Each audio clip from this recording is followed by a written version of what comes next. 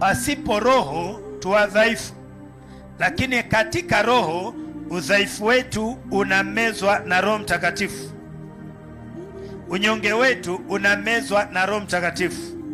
Ndio maana ni lazima uhakikishe umempata huyu Roho ili alemaze viungo vya mwili. Amen. Kwa hivyo ni lazima tujibidishe kukaa katika Roho.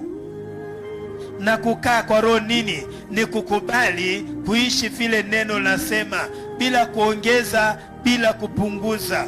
Unakubali nitaishi vile neno nasema. Utasema nimekubali kukemewa, nimekubali kuonywa. Hii ni tabia ya Roho. Nimekubali kuongozwa, nimekubali kusaidiwa, nimekubali. Hii ni tabia ya Roho, na hapo Roho unampa mamlaka ya kukusaidia. Lakini unapoinua mwili, Roho anachukizwa.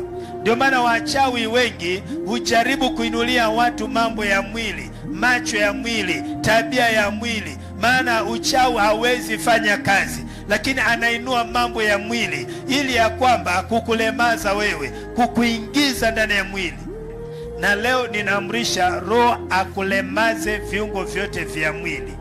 Alemaze hasira, alemaze uchungu, alemaze kiburi, alemaze wivu, alemaze kila tabia ambayo si ya Mungu.